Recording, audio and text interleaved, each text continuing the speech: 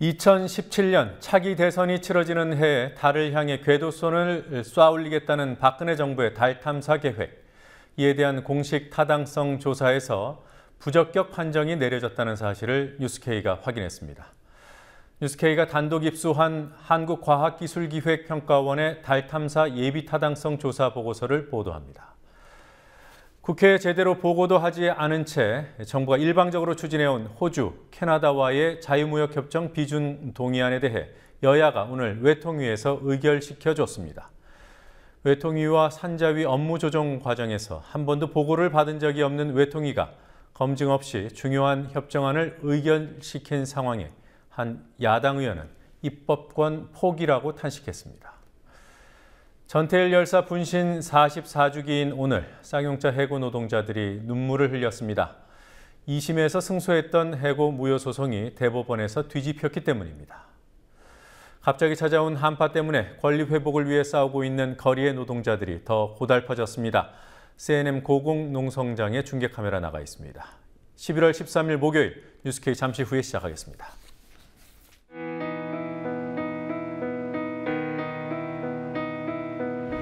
(1960년 4월 19일) 당시 언론은 빨갱이 데모라고 했습니다.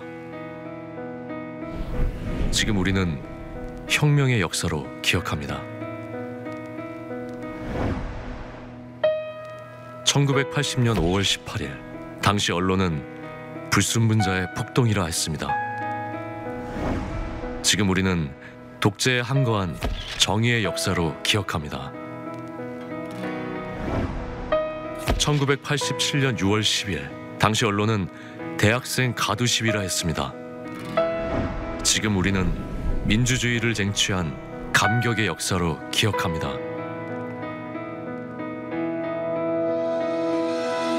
백 없고 돈 없는 노동자, 서민, 학생들이 스스로 타올라 역사를 만들었습니다.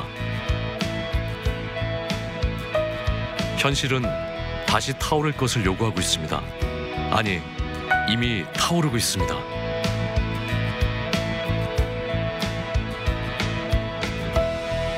빨갱이를 종북으로, 불순분자를 외부 세력으로, 언론은 말만 바꿨을 뿐 역사를 부정하고 있습니다. 2014년 4월 1일 국민TV가 개국한 이유입니다. 국민TV는 역사를 역사로 기록하겠습니다.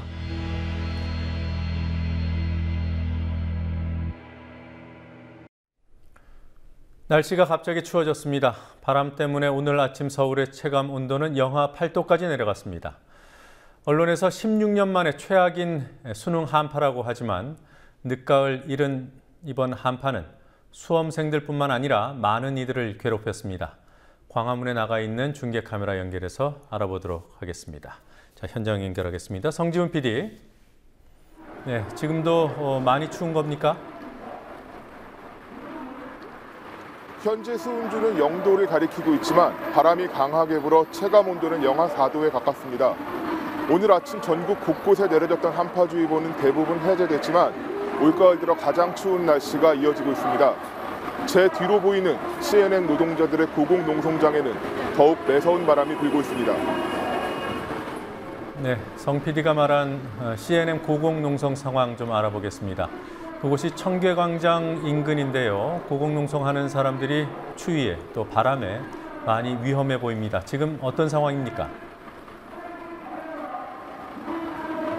네, 어제 새벽 시작된 고공농성은 지금도 그대로 이어지고 있습니다. CNN 비정규직 노동자 2명은 대주 주인 MBK 파트너스가 입주해 있는 파이낸스 빌딩 바로 앞 20m 높이의 대형 전광판 위에 올라 있습니다. 이들 중 강성덕 씨는 비정규직 해고 노동자이고 다른 한 명은 동료 조합원인 임성균 씨입니다. 이들은 전광판 구조물에 고정한 줄에 몸을 묶고 침낭에 의지해 농성을 이어가는 중입니다. CNN 노조 조합원 10여 명도 전광판 위에 올라간 2명의 노동자들과 함께 하겠다며 어제부터 노숙을 시작했습니다. 어젯밤에는 경찰이 3차례에 걸쳐 고공농성 진압을 시도했지만 CNN 조합원들과의 몸싸움 끝에 결국 물러났습니다. 경찰은 현재 전광판 주변에 에어매트를 깔고 대기 병력을 배치해두고 있습니다. 고공농성 소식이 알려지면서 C&M 노조에 연대하기 위해 농성장을 찾는 시민들도 늘고 있습니다. 광고판 위에 올라있는 C&M 조합원 강성덕 씨의 말씀을 직접 들어보시겠습니다. 예, 오늘 새벽에는 날씨가 너무 추워져가지고 많이 춥더라고요. 네, 새벽에 많이 추웠고요. 내부에 먼지가 너무 많아가지고 먼지 때문에 조금 고생을 하고 있어요. 경찰이 강제적으로 진압 시도를 한다거나 올라오려고 그러면 제가 죽음도 불사하겠다고 얘기했습니다, 분명. 네, 광화문 세월호 농성장도 추위 때문에 우려하시는 분들이 많더군요. 농성을 지속하려면 대책이 좀 있어야 하지 않겠습니까? 월동 준비가 이미 시작됐습니다. 그동안 농성 천막마다 방한용 비닐을 설치하는 작업이 진행되어 왔고 오늘 오후 마지막으로 유가족 천막에도 비닐 설치 작업이 완료됐습니다. 국민대책회의는 본격적인 농성장 겨울나기를 준비하며 특별법 통과 이후에도 세월호 참사에 대한 진상조사가 이루어질 때까지 농성장을 운영하겠다고 밝혔습니다. 농성장을 찾는 사람들 숫자가 예전 같지 않은 것이 사실이지만 각기 시민사회단체들과 사람들의 발길이 꾸준히 이어지고는 있습니다. 자, 이것들 말고 추위와 싸워야 하는 거리 농성장들이 많을 텐데요. 오늘 또 어느 곳을 취재했습니까? 말씀대로 전국 각지에는 부족한 관심 속에 농성을 이어가며 찬바람을 맞은 농성장들이 많습니다. 오늘 오후 취재를 다녀온 건국대 주차관리 노동자들의 농성장도 학생회관이어 외부에 위치해 있습니다. 이들은 지난 8월 하청업체가 변경되면서 고용 승계를 하지 않아 일괄적으로 해고된 간접 고용 노동자들입니다. 건국대 주차관리 노동자들은 3개월째 농성을 지속하며 학교 측에 고용 승계를 요구하고 있지만 학교 측에선 자신들이 사용자가 아니라는 입장만을 반복하고 있습니다. 대학 내 간접 고용 노동자 문제의 전형이라 할 수 있습니다. 새로 주차 관리를 맡은 업체는 KT의 자회사인 KT텔레캅입니다. 제일 더울 때 시작해가지고 아주 모기에 시달렸고 그리고 지금은 보시다시피 천막에서 이렇게 생활하다 보니까요 춥고 돈도 없고 먹는 것도 사실 여기서 먹고 자고 하니까요 집에서 먹는 거하고 다르죠. 제일 지금 힘든 건 이제 추위 그리고 학교 교직원들의 비웃음 이런 것이 좀 힘듭니다. 이 밖에도 평택의 쌍용차, 아산의 유성기업, 인천의 콜택콜택 등 장기투쟁 사업장의 해고 노동자, 비정규직 노동자들은 올해도 겨울을 거리에서 보낼 것으로 보입니다. 지금까지 서울 청계광장역 C&M 농성장에서 국민TV 뉴스 성지훈입니다. 새정치민주연합이 방산비리 진상조사위원회 첫 번째 회의를 열고 방산비리에 대한 국정조사가 있어야 한다고 강조했습니다. 이명박 정부의 자원외교비리 5인방 중 하나인 박영준 전 지식경제부 차관이 오늘 출소한 것을 계기로 자원외교에 대한 국정조사 요구도 높아졌습니다. 그리고 국회에 제대로 된 정보도 주지 않은 채 한중 FTA 타결을 선언한 정부, 한 호주, 한 캐나다 FTA 추진 과정에서도 국회를 무시했다는 지적이 여당 의원들에게서도 나왔습니다. 정치권 취재하고 있는 PD 연결해서 알아보겠습니다. 권현주 PD. 네, 권현주입니다. 네, 이명박 정부의 4대강 그리고 자원외교 방위산업비리, 소위 사자방 국정조사를 요구하는 새정치민주연합이죠. 오늘은 방산비리 문제에 초점을 맞춘 것 같아요. 네, 민주연합 방산비리 진상조사위원회는 오늘 1차 회의를 열고 국방부와 육해공군, 방위사업청 관계자들이 참석한 가운데 방산비리 실태를 파악하기 시작했습니다. 민주연합 의원들은 현재까지 드러난 방산비리는 꼬리만 나온 상태라며 심각성을 지적했고 정부의 대응이 미흡해 국정조사를 해야 한다고 강조했습니다. 우리 안보를 위협하는 각종 암적 존재들은 현재 머리를 감추고 있지만 꼬리를 드러나지 않고 있는 상태입니다. 방산 비리에 대한 정부의 대책은 근원적이지 못합니다. 더욱이 숨겨진 머리를 들춰내지 못하고 있는 것입니다. 그래서 우리 당은 국정조사를 요구하고 있는 것입니다. 정부 정책의 문제점도 함께 검토해야 한다는 지적도 있었습니다. 독자적인 개별 기관의 판단을 존중하는 것이 아니라 정치적 요인에 의해서 일부 정치적 개입 또는 충분한 검토의 여건을 주지 않는 이런 여러 가지 정책의 실패를 방위사업청의 실패로 치환시키려고 하는 것은 아닌가 하는 문제까지 좀 검토해 볼 필요가 있지 않나 생각합니다. 어쨌든. 한편 오늘은 해군 고속단정 납품 비리에 고위급 군인이 연루됐다는 추가 사실도 드러났는데요. 박수현 민주연합 대변인은 대한민국의 안보를 이런 비리 방위사업청, 문흥 국방부, 한심한 박근혜 정부에 맡길 수 없다며 방산비리 국정조사를 거듭 촉구했습니다. 네, 방금 홍익표 의원이 말한 정책 실패, 바로 이 문제가 방산비리의 몸통이라 이런 주장이 오늘 군사평론가로부터 나왔습니다. 잠시 후에 전해드리도록 하고요. 이 방산비리와 직접 연관된 건 아니지만 방위사업청이 전단탄이라는 것을 개발한다고 합니다. 예산을 신청했다고 하는데요. 전단탄이 뭡니까? 네, 이춘석 민주연합 의원이 정부가 내년 예산안에 대북 전단을 더 정확하게 날리는 데 쓰이는 탄약인 전단탄 개발비로 18억 원을 편성했다고 밝혔습니다. 이 의원은 오늘 정부는 보수단체들의 대북 전단 살포에 대해 표현의 자유를 이유로 수수방관해 왔는데 이번에 아예 정부가 나서서 대북 전단용 탄약을 개발하기로 한 것이 드러났다며 정부가 경색된 남북 관계를 풀 의지가 없다고 비판했습니다. 그러면서 이 의원은 정부가 DMZ 세계평화공원 조성이나 유라시아 이니셔티브와 같이 남북 간 협의를 전제로 하는 사업들을 추진하겠다고 하면서 이와 같은 일을 하는 것은 매우 이율배반적이라며 지적했습니다. 김민석 국방부 대변인은 전단탄은 평시에 사용하는 것이 아니라고만 해명했을 뿐 자세한 내용을 밝히지 않았습니다. 네, 야당에 의해서 자원외교 비리 5인방으로 지목된 이명박 정부의 왕차관, 박영준 전 지경부 차관이 오늘 출소했습니다. 얼마나 복역을 했던 거죠? 네, 파이시티 사업 비리, 민간인 사찰, 원전 비리 등으로 2년 6개월형을 선고받고 수감된 박영준 전 지식경제부 차관이 오늘 새벽 만기 출소했습니다. 이명박 정부의 자원외교 5인방으로 지목된 박 전 차관이 출소하면서 이명박 정부의 자원외교를 국정조사해야 한다는 야당의 요구도 거세지고 있습니다. 민주연합의 서영교 원내대변인은 오후 브리핑에서 박영준 전 차관은 천문학적인 액수의 국부 유출에 부인할 수 없는 책임이 있다며 분노하고 있는 국민에게 해외 자원 개발에 대한 진실을 밝혀야 한다고 말했습니다. 서 대변인은 새누리당이 정권 실세들의 비호 세력이 아님을 증명하려면 야당의 국정조사 요구에 응해야 한다고 덧붙였습니다. 박 전 차관은 서울 남부구치소 출소 직후 자원 외교에 대한 질문에 재판 중이기 때문에 양해해달라며 답변을 피했습니다. 한국이 호주, 캐나다와의 FTA 비준 동의안 외통위에서 처리가 됐습니다. 어떻게 된 겁니까? 네, 오늘 오후 5시쯤 국회 외교통일위원회에서 한국과 호주, 한국과 캐나다의 FTA 비준 동의안이 통과됐고 12월 2일 전까지 본회의에서 최종 처리될 예정입니다. 하지만 이번에도 한중 FTA에서와 마찬가지로 정부가 FTA를 추진하면서 비준권을 가진 국회를 무시했다는 지적이 나왔습니다. 여야 의원들은 산업부가 두 FTA 협상 과정에서 외통위에는 한 차례의 공청회를 제외하고 보고조차 제대로 하지 않았다는 문제를 제기했습니다. 민주연합 최재천 의원과 새누리당 정병국 의원의 말 직접 들어보시겠습니다. 그러면 지금까지 산자부는 쭉 보고를 받았어요. 근데 저희는 조약을 심사하는 기관인데 이거 중간 보고를 받은 적이 없어요. 외통위하고 산자부로 권한이 나눠가지고 같이 붕 떠버렸단 말이에요 지금.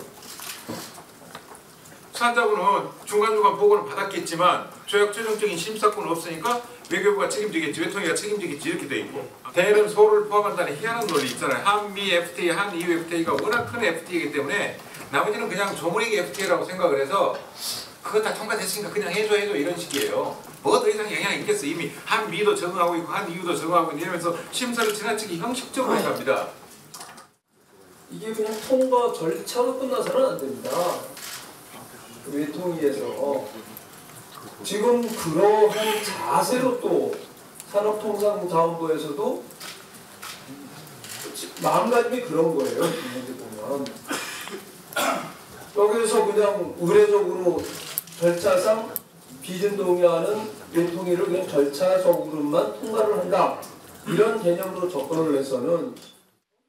여야 의원들은 또 비준 동의안을 의결하는 회의에 산업부 장관이 국회에 있으면서도 참석하지 않은 문제도 지적했습니다.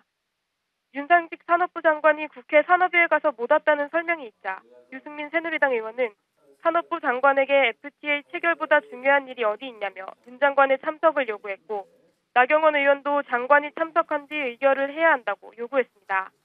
결국 10여 분 후 윤 장관이 외통위에 참석하면서 비준동의안 처리가 마무리됐습니다. 자, 한중 FTA에 대해서도 정부가 국회에 제대로 된 정보를 주지 않았다는 문제, 오늘 산업통상자원위원회에서도 제기가 됐습니다. 구체적으로 어떤 말들이 나왔습니까? 네, 여야 의원들은 정부가 국회와 협의 없이 한중 FTA의 실질적 협상 타결을 선언한 데 대해 불만을 드러냈습니다. 홍지만 새누리당 의원은 국회 보고 전에 정부가 협상 타결을 공표하고 홍보하고 있다고 지적했습니다. 또 협상 내용이 일부만 공개돼 답답한 부분이 많다는 지적이 나왔는데요. 산업부는 오늘 산자위에서도 협상 대상 품목이나 관세율 변화 내역을 거의 공개하지 않았습니다. 김한표 새누리당 의원은 한미 FTA는 내용을 공개하고 타결을 받는데 한중 FTA는 궁금한 게 많다는 평가가 있다고 지적했습니다.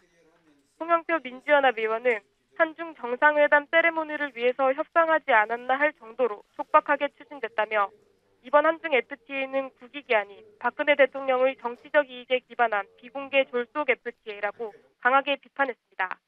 지금까지 국민TV 뉴스 권현주입니다. 야권에서 요구하고 있는 사자방 국정조사에서 방은 방산비리를 뜻합니다. 한 군사문제 전문가는 진짜 방산비리는 정부의 무기 도입 정책이라고 지적했습니다. 북한의 위협을 부풀려서 무기 소요를 잡거나 무기 개발 기간을 너무 짧게 잡아서 업체에 요구하는 등 정책 자체가 잘못됐다고 강조했습니다. 그 문제를 고치지 않는 이상 방산비리는 결코 뿌리 뽑을 수 없다고 말합니다. 비리업체 등이 작은 도둑이라면 군과 정치권 실세가 손잡은 군권 복합체는 큰 도둑이라는 김종대 디펜스 21플러스 편집장의 견해 직접 들어보시겠습니다.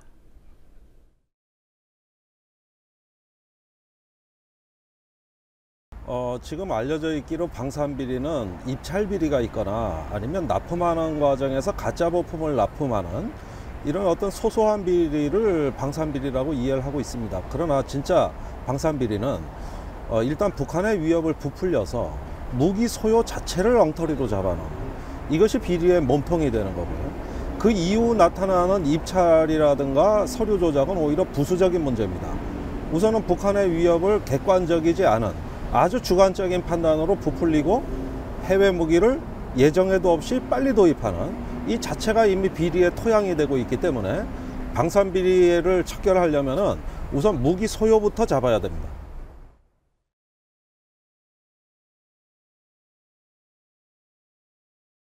해외 무기를 무리하게 구매하거나 또는 국내 개발을 한다고 하더라도 개발 일정을 비현실적으로 짧게 잡아서 업체 보고 개발을 해내라고 한단 말이죠. 그러면 틀림없이 부실한 성능의 무기가 배치되게 돼 있습니다. 그렇다면 이 계획 자체가 비리를 조장한 것이지 야전에 배치된 다음에 뒤늦게 성능을 문제 삼는 것은 이미 때가 늦은 겁니다. 그러면 그 문제의 원인 치료가 아니라 결과만 문제 삼겠다는 점에서 갑들의 횡포는 은폐된다고 할 수 있습니다.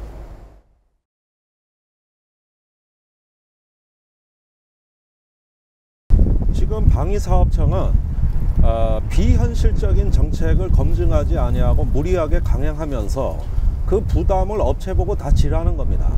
그러면 업체는 또 다른 비리를 만들어냅니다. 말하자면 가짜 서류, 부실한 성능 은폐 이런 걸 통해 가지고 업체는 자기 생존 방식으로 가는 거죠. 이 악순환은 벌써 몇 년째 뿌리 뽑게 했다고 하지만은 정책 자체가 잘못된 이상 절대 뿌리 뽑히지 않습니다.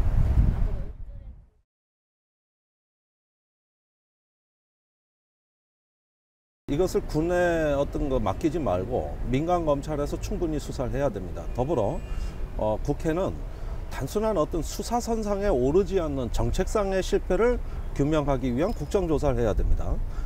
검찰 수사는 단순히 드러난 범죄 위주로 가는 것이고 정책 자체를 실패한 것은 검찰 수사 대상이 아닙니다. 이것은 국정조사로 조사해야 될 영역입니다.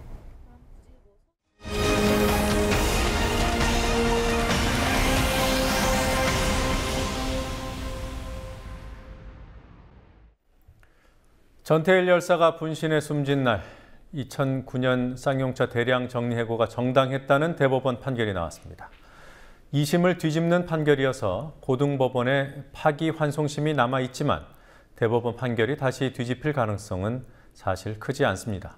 오늘 재계는 웃었고 노동자들은 울었습니다. 김종훈 PD가 취재했습니다.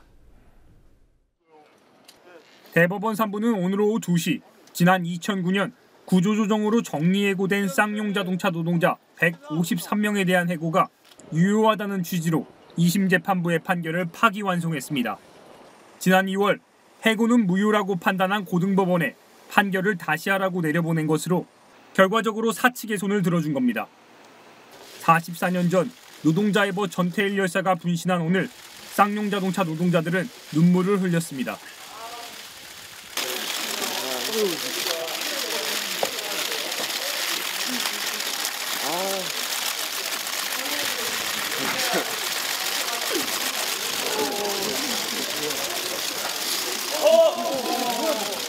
대법원 3부는 2009년 쌍용자동차는 인원 감축 등을 통해 경영 위기를 극복해야 하는 긴박한 경영상의 필요가 있었고 회사가 해고를 피하려는 노력을 다하지 않은 것으로 보기는 어렵다는 이유를 들었습니다.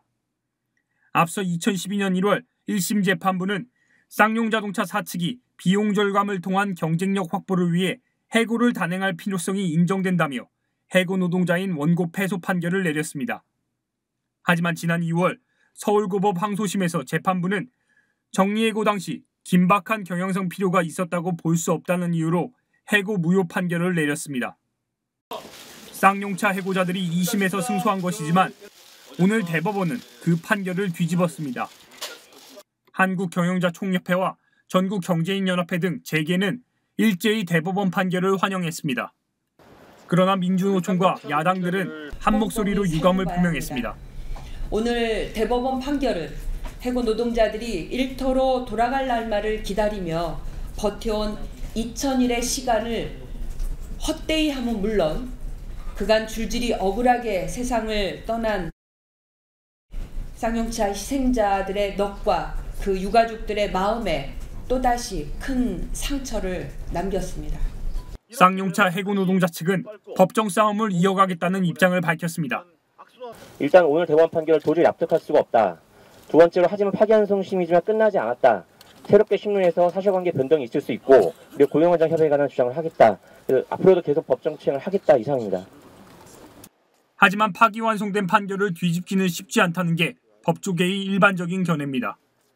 대한변호사협회 인권위원인 김재식 변호사는 2심 재판부가 대법원 판결을 뒤집은 사례는 거의 없다고 말했습니다. 이론적으로는 항소심이 꼭 그 대법원의 사건에 기속돼야 되는 것은 아니에요. 2심 판사가 아니 그렇지 않다. 나는 이게 이렇다고 생각한다고 하면 그렇게 판단될 수도 있겠지만은 그럴 가능성은 거의 없다고 봐야죠. 현재 우리나라 법원의 구조나 여러 가지 점들을 보았을 때. 판매 부진 등으로 기업 회생 절차를 밟게 된 쌍용자동차는 2009년 4월 전체 인력의 37%에 해당하는 2,646명에 대한 정리해고안을 발표했습니다. 노조는 사측의 결정에 반발해 5월부터 8월까지 총파업과 이른바 옥새 파업을 하며 강하게 저항했습니다. 하지만 무급휴직도 정리해고도 막을 수 없었습니다. 이후 최종 정리해고된 노동자 165명 가운데 153명이 사측의 해고가 정당한 요건을 갖추지 못했다며 2010년 해고 무효 확인 소송을 냈습니다. 2009년부터 시작된 쌍용차 사태는 자살이나 질환 등으로 25명의 해고 노동자와 가족들이 사망했습니다. 국민TV 뉴스 김종훈입니다. 최근 정부가 내년도 예산에 달 탐사 예산 410억 원을 무리하게 끼워 넣으면서 달 탐사가 차기 대선을 위한 우주쇼라는 비판이 나오고 있습니다. 뉴스K가 단독 입수한 달 탐사 사업 예비 타당성 조사 결과 보고서는 이러한 비판과 우려가 무리가 아님을 보여줍니다. 2017년에 시험용 궤도선을 발사한다는 계획에 대해서는 타당성은 낮고 위험성은 크다고 판단했습니다.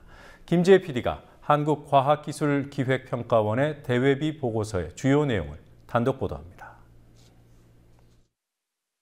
국민TV가 새정치민주연합 서영규 의원실을 통해 단독 입수한 한국과학기술기획평가원 과기평의 예비타당성 조사 보고서입니다. 올해 9월 말에 나온 이 보고서는 박근혜 정부의 한국형 달 탐사선 개발 사업 가운데 2017년에 시험용 궤도선을 발사한다는 1단계 계획을 검토했습니다. 정부가 제출한 사업 원안에 대해 타당성이 낮다고 판단했습니다. 특히 2017년 시험용 달 궤도선 발사 일정은 위험 요소가 많다고 지적했습니다. 발사 실패의 위험을 높이는 가장 큰 요인으로는 정부가 기존안을 조정하면서 몇 년을 앞당긴 무리한 일정을 꼽았습니다. 먼저 부품 조달에 어려움이 따릅니다. 미국에서 수입해야 하는 주요 부품들의 경우 미국의 수출 승인을 받아야 하는데 일정 내에 할 수 있을지 위험성이 있다는 것입니다. 테스트 기간에도 여유가 없습니다. 지상에서 궤도선과 통신을 하는 지상국의 시험 기간은 5개월뿐. 시험 기간이 짧아 위험하다고 과기평은 지적합니다. 정부가 세운 일정은 미국 항공우주국, 나사가 추진했던 사업 중 개발 기간이 비교적 빠른 것으로 평가받았던 것보다도 짧습니다. 정부 계획에 따르면 시스템 요구사항 검토 회의부터 발사까지 걸리는 기간은 3년. 하지만 탐사 경험이 많고 많은 기반 기술을 보유한 나사가 달 정찰 궤도 탐사선 LRO를 개발할 당시 똑같은 일정에 걸린 시간이 4년이었습니다. 일정 외에도 문제가 있습니다. 달 탐사 사업의 구체적인 임무가 확정되지 않았다는 점입니다. 보고서는 달 탐사 자력 기반 확보라는 큰 목표는 설정돼 있지만 기술별로 구체적인 성과 목표가 제시되지 않았고 이를 통해 달성하려는 임무 목표도 설정되지 않았다며 적절하지 않다고 판단했습니다. 특히 2017년 시험용 궤도선이 발사 후 수행하게 될 임무가 예비타당성 조사가 수행되던 2014년 상반기까지 확정되지 않았다고 지적했습니다. 이 때문에 이 보고서를 검토한 서영규 의원실은 2017년 12월에 시험용 궤도선을 발사하려는 이유에 대해 차기 대선을 앞둔 우주쇼를 염두에 둔 것이 아니냐는 의혹을 제기합니다. 2017년 말에 대선이 있습니다. 그럼 2017년 중간에 달을 향해서 궤도선을 쏘는 이벤트 쇼가 벌어지게 되는 거죠. 국민들이 달을 바라보는 그 순간 대선 판도를 바꾸려고 하는 음모나 의혹이 들어있는 건 아닌가 이렇게 국민들이. 보고서는 또 정부가 사업 일정을 앞당긴 이유로 밝혔던 나사와의 MOU 체결 내용 등에 대해서도 내년에 검토한 후 다음 단계를 진행할 필요가 있다고 꼬집고 있습니다. 과기평은 정부가 내놓은 예산을 4분의 1 정도 줄이는 선에서 사업 자체에 대해서는 타당하다는 결론을 내렸습니다. 하지만 2017년 시험용 궤도선 발사 계획에는 명확하게 타당하지 않다는 판단을 내리고 개발 일정을 늘려야 한다고 제언했습니다. 국민TV 뉴스 김지혜입니다. 이처럼 정부가 지난해 계획을 수정해 발표한 달 탐사 사업에는 많은 무리가 따르는 게 사실인 것 같습니다. 이를 종전 계획과 비교만 해봐도 단지 무리한 수준이 아니라 무모하다는 판단을 하게 됩니다. 조아라 PD가 보도합니다. 달 탐사 추진부처인 미래창조과학부는 지난해 11월 이명박 정부의 달 탐사 사업을 대폭 수정한 새로운 사업 계획을 발표했습니다. 2012년 대선 때 박근혜 당시 새누리당 후보의 2020년 달 착륙 공약의 재확인이었습니다.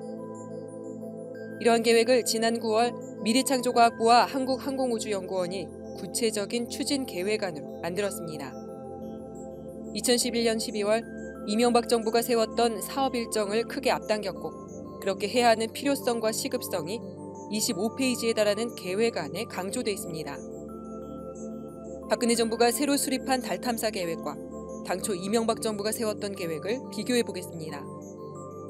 기존 계획에 따르면 오는 2021년에 한국 기술로 만든 발사체를 발사하게 됩니다. 그로부터 2년 뒤인 2023년에는 이 발사체에 달 궤도를 도는 궤도선을 실어서 발사합니다. 그리고 2025년, 이번에는 달 착륙선을 실어서 발사한다는 계획이었습니다. 한국형 발사체 개발과 발사에서 달 착륙까지 단계적으로 추진하도록 돼 있습니다. 하지만 박근혜 정부의 계획안은 이를 단순화했습니다.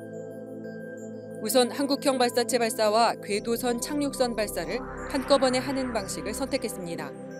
2020년 한 해 동안 한 번은 발사체에 궤도선을 실어 쏘고 한 번은 발사체에 착륙선을 실어서 쏘기로 했습니다.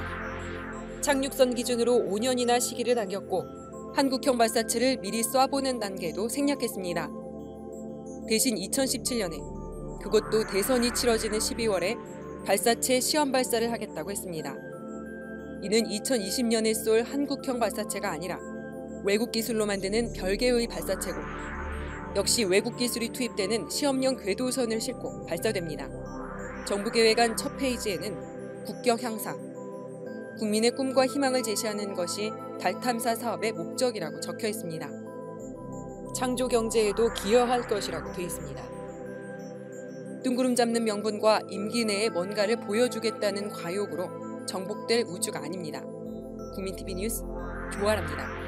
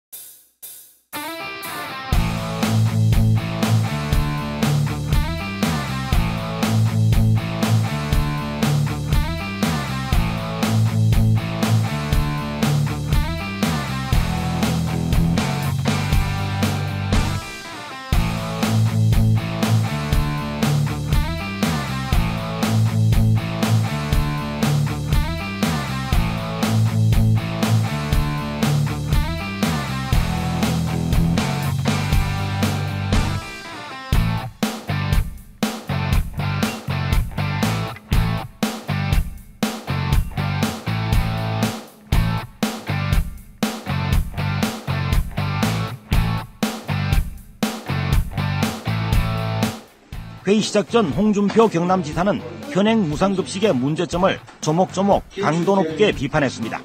재정사정이 허락을 하면 재량으로 지급을 할 수도 있고 보조를 할 수도 있고 안 할 수도 있습니다.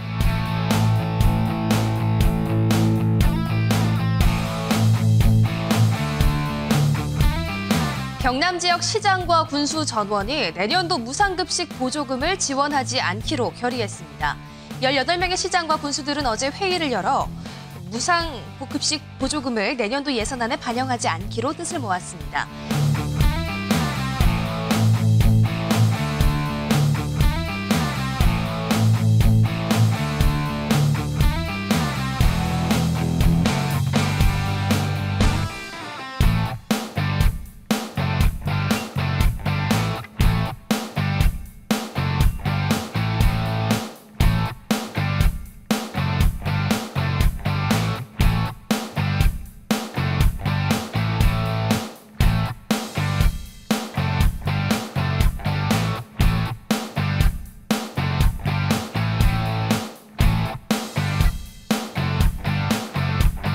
할 수도 있고 안 할 수도 있습니다. 할 수도 있고 안 할 수도 있습니다. 할 수도 있고 안 할 수도 있습니다.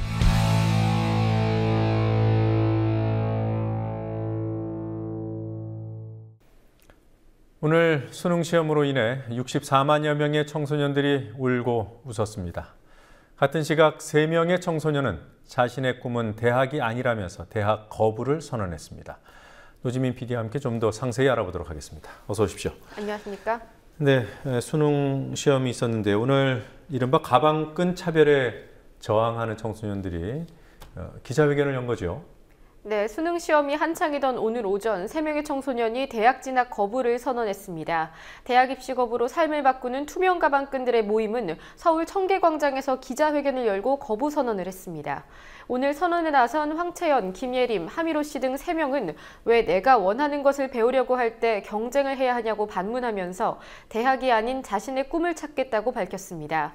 또 이 자리에는 지난달 중앙일보 대학평가 반대운동을 이끌었던 고려대학교 권순민 씨도 참석했습니다. 권 씨는 대학을 졸업해서 얻을 수 있는 것은 학벌 사회에서 대학 졸업장이라도 얻었다는 안도감과 3천만 원의 빚, 미래에 대한 고민밖에 없다면서 대학 거부 선언자들을 지지했습니다. 네, 자, 이 모임은 어떻게 만들어진 거죠? 지난 2011년에 18명의 청소년 그리고 30명의 청년들이 모이면서 시작됐습니다. 대학 거부 선언은 지난해 7명에 이어서 올해로 3번째입니다. 네, 그렇군요. 자, 이 나라에서 한 푼도 못 받지만 기초수급자보다도 더 어렵게 사는, 그러니까 기초수급자들이 받는 혜택조차도 못 받는데 그보다 더 어렵게 살고 있는 분들이 있어요. 네, 본인의 소득으로는 기초수급자 대상이더라도 가족과 같은 부양자가 있는 경우에는 국가 지원을 받지 못합니다. 하지만 실제로 부양을 받지 못하면서 경제적으로 어려운 인구, 즉 비수급 빈곤층이 올해를 기준으로 130만여 명인데요. 국가인권위원회가 비수급 빈곤층을 대상으로 실태조사를 한 결과 기초생활수급자보다도 더 어려운 상황이었던 것이 확인됐습니다. 네, 자, 개념 정리를 좀 해보고 설명을 듣도록 하죠. 네, 비수급 빈곤층 그리고 부양의무자 제도에 대해서 간단히 정리해 보겠습니다. 화면 보시겠습니다. 네, 비수급 빈곤층은 보시다시피 소득 인정액이 최저생계비보다 적은데 가족과 같은 부양의무자가 있다는 이유로 기초생활수급자에서 제외되는 계층을 뜻합니다. 여기서 부양의무자란 부모, 자녀, 며느리, 사위 이렇게 직계 가족이나 그 배우자를 뜻하는데요. 가족이 있다는 이유로 소득이나 재산이 적더라도 기초수급 대상에서 제외하는 제도가 부양의무자 제도입니다. 네, 그러니까 소득도 낮고요. 예. 부양 의무자로부터 부양을 받지도 못하고 그래서 예. 생활이 더 어려운 분들을 얘기하는 거죠. 네, 이렇게 부양 의무자가 있다는 이유로 기초생활수급자를 신청했다가 탈락되는 인원이 매년 평균 117만 명에 달합니다. 네, 월소득, 가구 소득을 비교해 보니까 비수급 빈곤층이 51만 9천 원이고요. 수급을 받는 빈곤층은 54만 7천 원, 그리고 최저생계비는 60만 3천 원. 이렇게 네. 읽으면 되는 겁니까? 네, 그렇습니다. 최저생계비보다 당연히 수급빈곤층의 평균 소득이 낮은 것은 아시겠지만 비수급빈곤층의 경우에는 평균 소득이 51만 9천 원으로 수급빈곤층보다도 낮은 것으로 확인됐습니다. 네, 뭐 실제 생활을 좀 구체적으로 좀 알아봤으면 좋겠는데요. 어떻습니까? 네, 비수급 빈곤층은 기본적인 주거 그리고 식생활에서도 기초생활수급자 이상의 어려움을 겪고 있었습니다. 화면을 보면서 몇 가지 여론조사들 정리해 보겠습니다. 예. 네, 먼저 주택과 주거, 건강과 관련해서 어려운 경험이 있었는지 조사한 결과 돈이 없어서 추운 겨울에도 난방을 하지 못했다고 응답한 응답자들이 수급빈곤층은 25.3%였던 반면에 비수급빈곤층은 36.8% 더 많았습니다. 그리고 가스, 기름 보일러나 중앙난방이 되지 않는 경우, 그리고 돈이 없어서 본인 또는 가족이 병원에 가지 못한 경우 역시 수급빈곤층에 비해서 비수급빈곤층이 더 많은 것으로 확인됐습니다. 예. 또 다음 여론조사 한번 보겠습니다.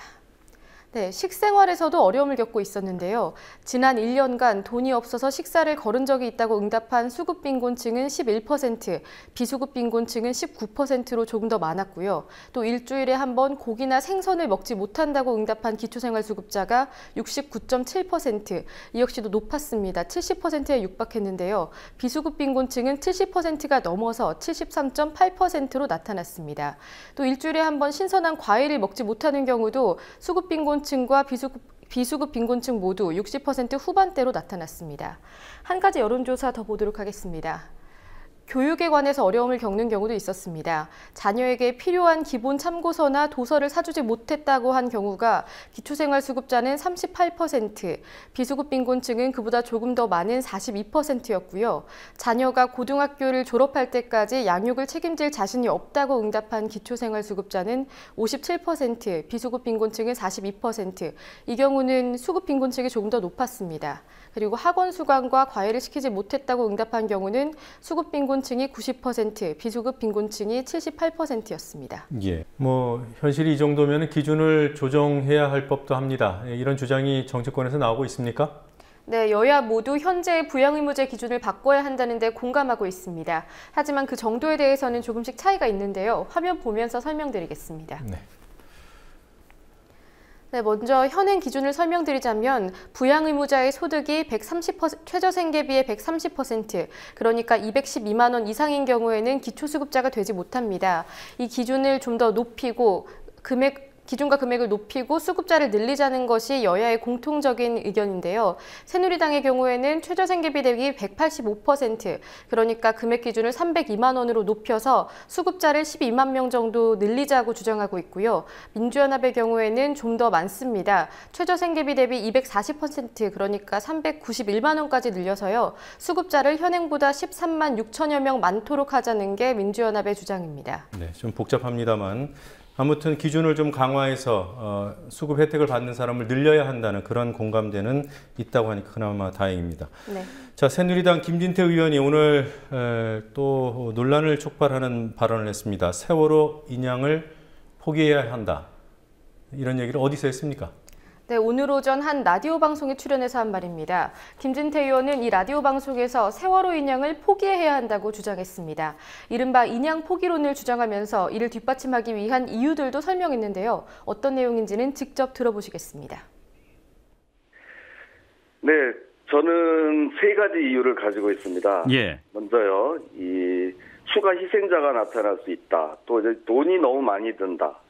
시간이 너무 많이 든다. 이렇게 지금 세 가지거든요. 과연 그 시신이 더 확보될지도 보장이 없고 이미 지금 오늘로서 211일째거든요. 그런 시신을 위해서 이렇게 많은 힘든 사회적 비용을 지불해야 하는지에 대해서 우리 모두가 다시 한번 생각해 봐야 된다는 얘기입니다. 네, 네. 김 의원은 얼마 전까지만 해도 수색을 포기하는 대신에 인양을 하자고 주장했던 사람 아닙니까? 네, 그렇습니다. 지난달 20일에는 국회 법제사법위원회 국정감사 현장에서 세월호 수색을 종료할 때가 되지 않았냐고 공개적으로 발언했고요. 또 지난 31일에는 시간이 지체되기 전에 인양을 하자고 주장했습니다. 이유는 크게 두 가지였습니다. 잠수사들의 희생 그리고 예산 문제였습니다. 실종자 수색비로 정부 예산이 투입되고 있다는 점을 강조한 건데요. 당시에 김 의원은 세월호를 핑계로 더 이상 대한민국 호에 발목이 잡혀선 안 된다는 말을 해서 논란이 되기도 했습니다. 네, 그러니까 그래서 정작 수색이 종료되고 인양을 한다고 하니까 이번에 말을 다시 바꾼 거예요? 네, 지난 11일 수색 종료와 인양이 결정된 지 불과 이틀 만에 인양조차 하지 말자고 주장한 겁니다. 네. 자, 이 소방청 그리고 해경을 해체하는 대신에 국민안전처라는 부처를 만들어 놨습니다. 행정관료들 자리 만드는 용도다 이런 지적이 나옵니다. 어떻습니까? 네, 경향신문이 오늘 안전행정부에 대외비 문서라면서 국민안전처 조직도를 입수했다고 보도했습니다. 보도에 따르면 소방방재청 기능을 확대하겠다던 박 대통령의 공언과는 차이가 있었습니다. 소방방재청의 해체와 소방방재청을 해체하고 국민안전처로 흡수하겠다고 결정했던 정부 조직개편직제위원회에서는 전문적인 소방기술국을 신설하기로 결정했었는데요. 하지만 실제 조직안을 보니까 소방기술국 신설은 폐기 처분하고 소방장비 항공과만 추가됐습니다. 또 안전처 정원 중에서 일반직은 1,700명, 해경은 8,000명이었던 것과 달리 소방은 460명에 불과했습니다. 이른바 세월호 3법 합의안에 들어있던 소방 관련 지방직의 국가직 전환 그리고 인력 충원은 반영되지 않은 것으로 전해졌습니다. 소방직 전환과 충원에 대해서 안행부에 질의했더니 노력하겠다고 했을 뿐 전환하겠다고 한 것은 아니라는 답이 돌아온 것으로 전해졌습니다. 네. 저희 중앙소방본부의 역할이 강화되지 않은 것, 이거 이외에도 이 국민안전처 조직에 또 다른 문제점들이 있다고 해요. 네, 안전행정부의 행정관료들이 국민안전처로 편입될 것이 크게 우려되고 있다는 점입니다. 국민안전처는 차관직 속의 행정본부, 그리고 중앙소방본부, 해양경비안전본부로 구성됩니다. 이 중에서 가장 부서가 많고 인원 배치가 많은 차관본부 자리를 안전행정부 관료들이 차지하는 것이 아니냐는 관측이 제기되고 있습니다. 예, 그러니까 해경과 또 기존 소방방재청의 그런 자리까지로도 네. 안행부 관료들이 갈 수 있다 이런 얘기인가요? 네, 그런 추측이 제기되고 있습니다. 네. 자, 이 국정조사 진행되는 동안에 헐값 매각 논란이 있었던 그 캐나다 하베스트사의 자회사인 날이라는 회사가 있습니다. 네. 그 날을 매각했다라는 보도는 뭐 국정조사 전부터 나왔습니다만 그 매각 절차가 이번에 최종적으로 완료가 됐다고 하더군요. 네, 200억 원대 매각이 결정됐던 것이 뒤늦게 알려졌습니다. 날사는 지난 2009년에 석유공사가 캐나다 석유회사인 하베스트사를 인수하는 과정에서 이른바 끼워 사기를 한 정유공장입니다. 시장 가치가 바닥이었는데 1조 원대에 매입된 날사는 지난 5년 동안 매년 적자를 이어왔습니다. 결국 석유공사는 날사를 매각하기로 결정했고 지난 8월 미국계 상업은행인 실버레인지와 200억 원의 매각 계약을 체결했습니다. 민주연합 노영민 의원은 석유공사와 실버레인지 간 계약의 전제 중 하나가 비밀 유지였다고 밝혔습니다. 네, 그러니까 지난 8월에 이미 매각이 이루어진 거군요. 예, 하지만 비밀 유지라는 전제 때문에 공개되지 않았던 것입니다. 네, 이 200억 원은 어떻게 정해진 금액입니까? 정유 공장에 남아있는 기름값 정도만 인정받은 금액입니다. 실제로 시설물이나 부지 등에 대한 가치는 전혀 고려되지 않은 것으로 전해졌습니다. 석유공사는 오히려 매각 과정에서 추가 손실을 입기도 했습니다. 네. 저희 매각 과정에서의 추가 손실은 또 왜 일어나는 거죠? 실버레인지 측에서 하베스트사와 날사 간의 채권이나 채무관계 정리를 인수 조건으로 내걸었기 때문입니다. 석유공사는 이 과정에서 날사가 지고 있던 부채 7,260억 원까지 떠맡았습니다. 결국 날사에 들어간 금액 2조 원 중에서 매각 금액 200억 원을 제외한 99%에 가까운 금액이 손실로 남은 상황입니다. 노영민 의원은 날은 탐사개발 사업처럼 리스크가 높은 자원개발 사업이 아닌 가동 중이었던 정유공장이라고 강조하면서 국정조사를 통해서 혈세 유출의 진실을 밝혀야 한다고 주장했습니다. 네. 지난달에 PD수첩이 보도할 때만 해도 1,000억 원 가까이는 받았다 이렇게 보도가 됐는데 그거보다도 더 낮은 가격이라고 하니까 참 뭐라고 해야 되겠습니까? 이건 자원 외교 한마디로 날 샌 거죠. 네. 여기까지 듣도록 하겠습니다. 수고했습니다.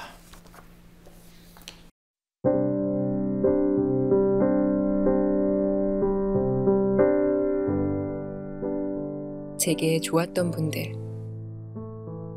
보고 배우고 싶었던 어른들은 모두 한결같이 너그럽고 따뜻하셨습니다.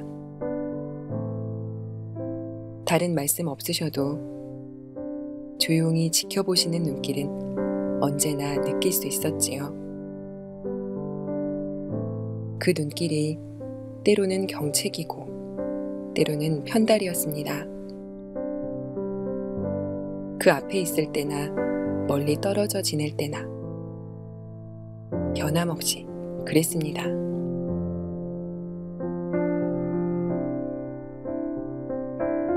제가 저를 지켜보듯 그 마음이 언제나